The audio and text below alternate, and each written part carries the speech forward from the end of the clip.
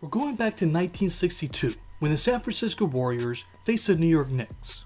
This was the game where Wilt scored 73 points. If you watch the full highlights, you'll see that he faced nothing but single coverage. There were times when the defense crowded. All right, welcome back to the channel, everyone. Hope you all are having a good day so far. So, a video popped up on my feed that I just can't ignore. Literally titled, Michael Jordan Invented the Double Team. And this is by a channel called Basketball Universe, usually a very trusted source of information on basketball.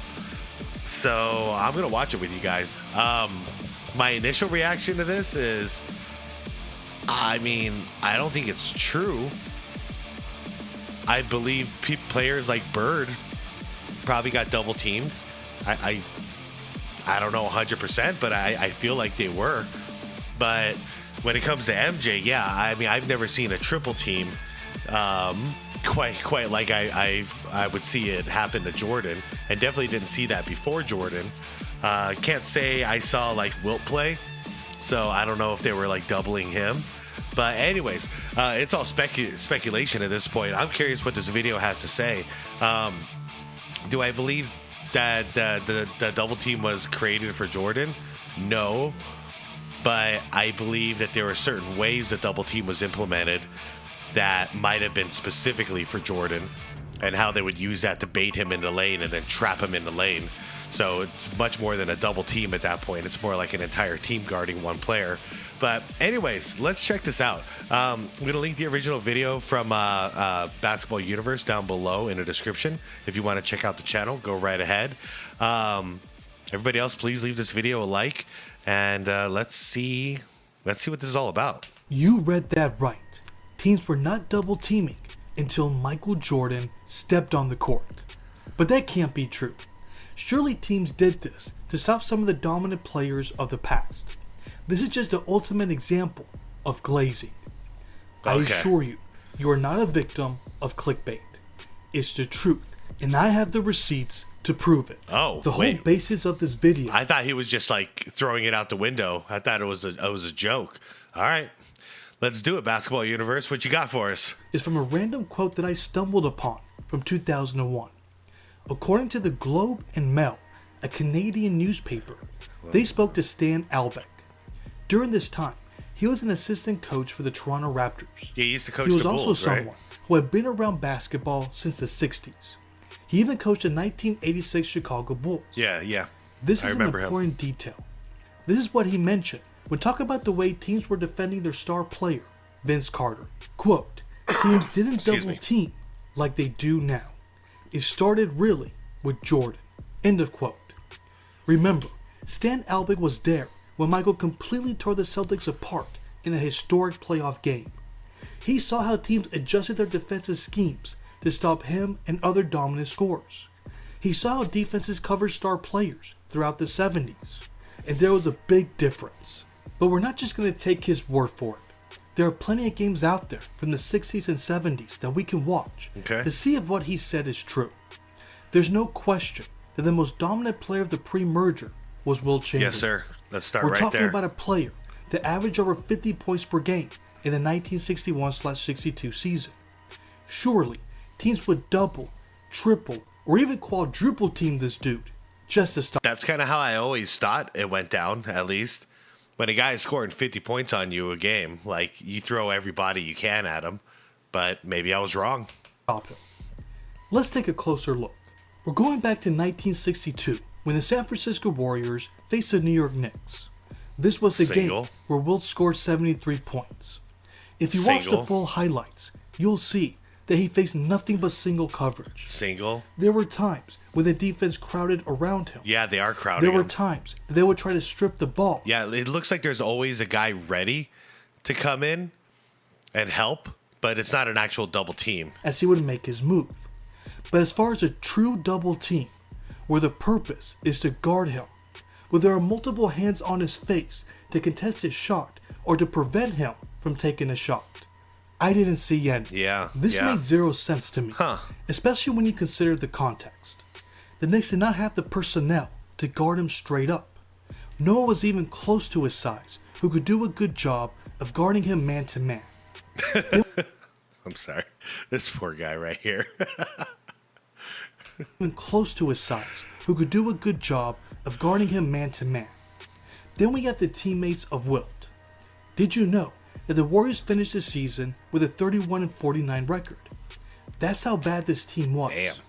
Not even Wilt could carry them to the playoffs. Guys, this is why I've always had the assumption, and I say assumption because I wasn't there. I wasn't alive back then. That Wilt was... I hate to say it. I'm going to get killed for it, but were these empty stats? Kind of like what we see with LeBron James nowadays. Like, were these empty stats? Because until he met up with Jerry West, it didn't seem like he was really winning anything. He wasn't leading a team to victory. He was just dominating by himself. But as a team game, it wasn't successful.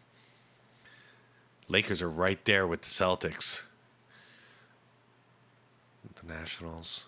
New York is way down. New York sucked that year. Did you know that Sports Illustrated described this team as a roster that consisted of the slowest players and worst shooters to ever play in the NBA? Wow. Why would you not force the ball out of Wilt's hands and make his terrible teammates create something for themselves? Could it be that this was something teams just didn't do during this time? The more I watched... I get it. That the preface is that Wilt's team sucked. So, yeah, why not double team Wilt? I get it. These games, the more I realized how teams ran their defensive schemes. Your assignment was to guard your man.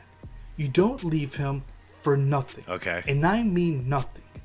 If he beats you off the dribble, then someone would help on defense.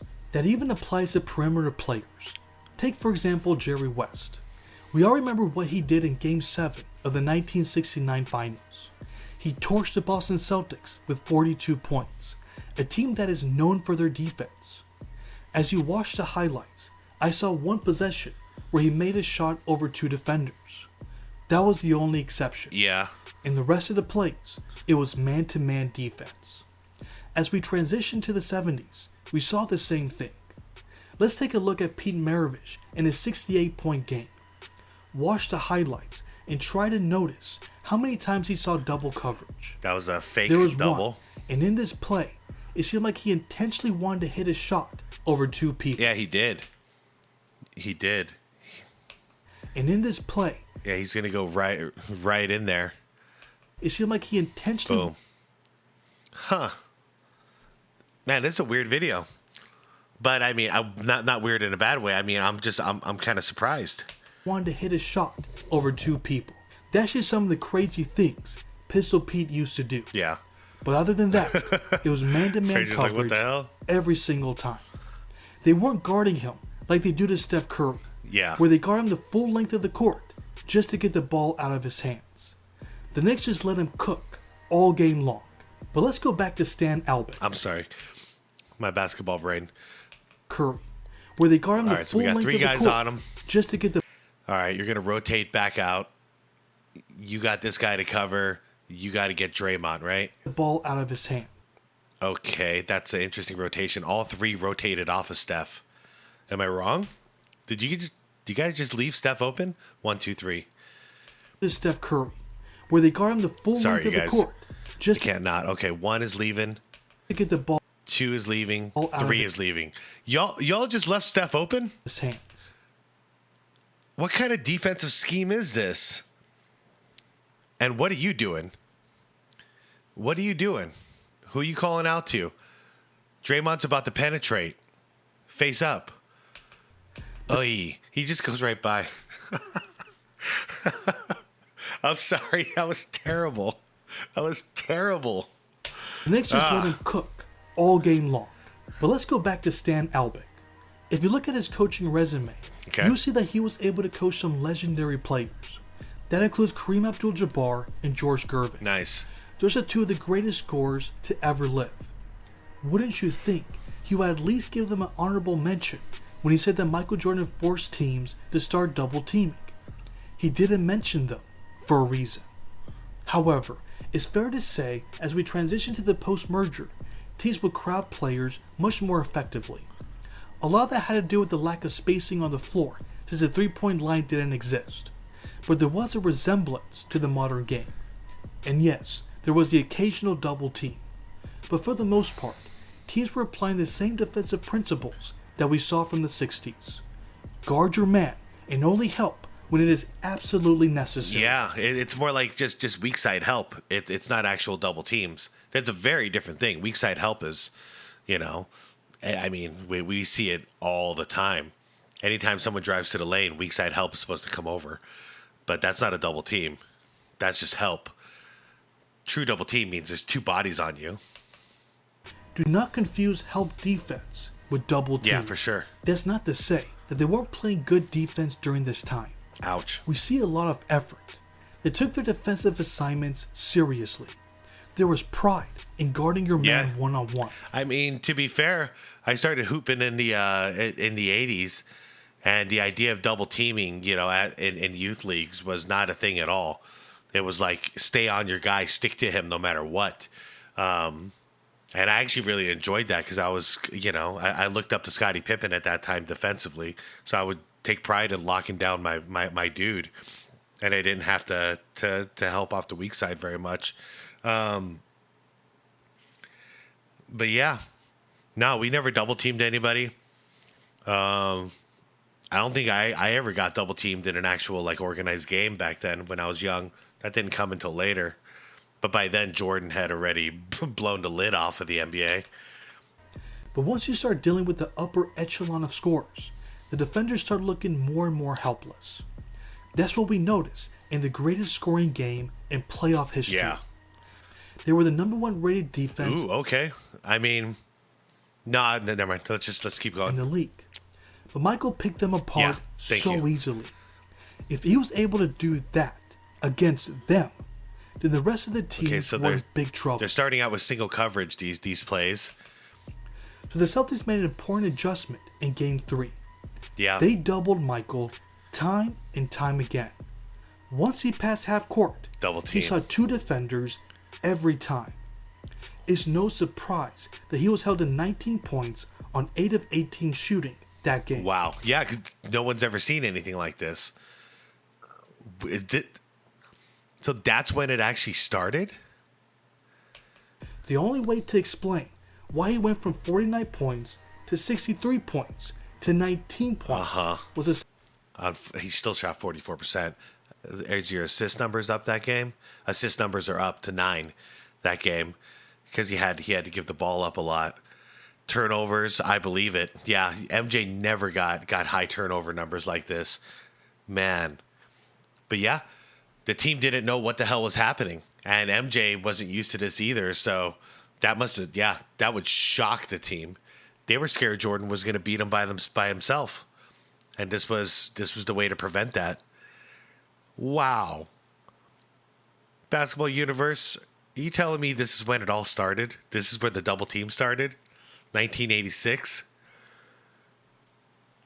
And I started hooping when, let's see, 1987. I started actually hooping.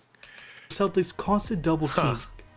They were going to force Michael's less than stellar teammates to score. And they beat the Bulls by 18 points. They learned the hard way that guarding MJ 101 was a recipe for disaster. There is no shame in admitting that you can't guard him by yourself. And they made sure that he saw all kinds of defenders at the same time. Yeah. That's the key phrase. Wow. Look at this. Hold up. It means that you can't guard him by yourself. And they made sure you got 3 guys essentially. That he saw you're gonna have 3 guys essentially guarding you, but you got 2 all here. Kinds of defenders. Okay, cool. Now he's gonna sag off and dare you to take one dribble in. At the same. There it is, and you got a second. So we got a double coming in from this angle and a double coming in from this angle. It just depends on what else the rest of the offense is doing. This is brilliant. Time. That's the key phrase. Teams started to follow suit after this.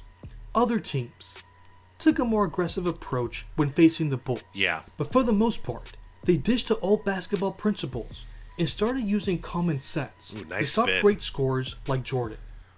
Maybe we can use the same thing when judging players from the pre-merger. I personally hold them in high regard and respect everything they did for the league. Players such as Wilt, Russell, West, Oscar, and Elgin are legends. They should be treated as such. Yeah. But just think about this. Wilt Chamberlain went his entire career with facing mostly single coverage. Imagine if Shaquille O'Neal... I was just about to say it. That really makes me look at Shaq a little differently. Because Shaq faced double teams at least his entire career. Huh. And he still got 4 rings. Face similar circumstances. Good Lord, could you imagine getting dunked on like this?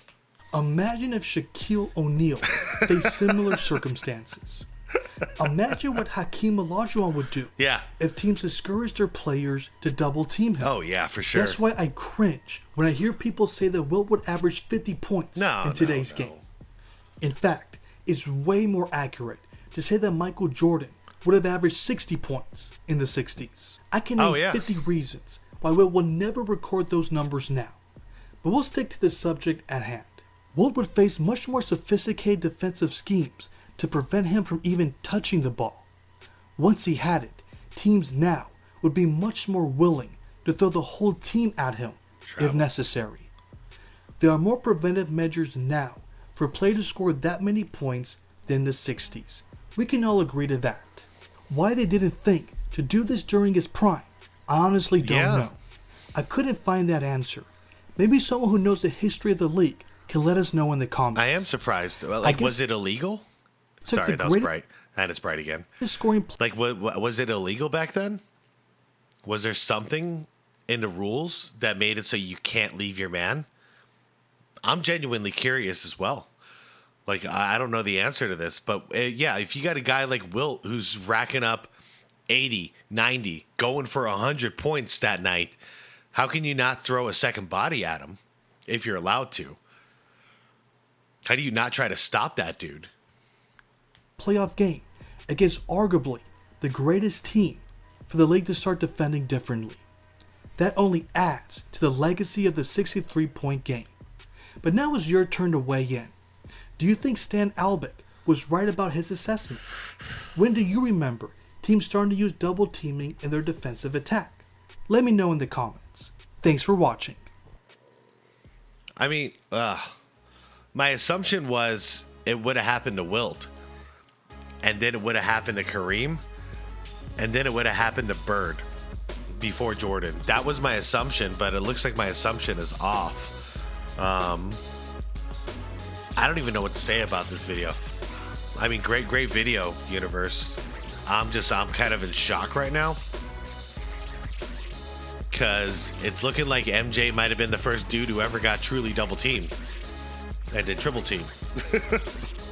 Like, definitely not the last one, but wow. I'm at a loss for words, guys. Let me know in the comments, like, what do you guys have? What do you guys have on this subject?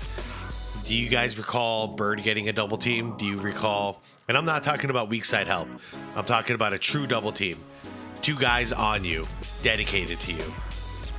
And they're not going to leave you until the ball's out of your hand. Then you're back to single coverage. But the second you get the ball, double coverage. All right, that's what a true double team is. Let me know. Do you remember any players pre-Jordan, so pre-84, or in this case, probably pre-86, where this ever happened? All right, I'm baffled, guys. I'm going to get going. Let me know what you guys thought. Like the video if you liked it. Subscribe to the channel if you want more content like this. And yeah, please get in the comments. Let me know what your assessment is. My assessment is shock. But then again, it's looking like the universe is right on this. I mean, that's a cool little check mark for Jordan. He created, new defensive schemes in order to stop him. But I just didn't expect this. All right, guys, let me know. I'll talk to you guys soon. Peace out.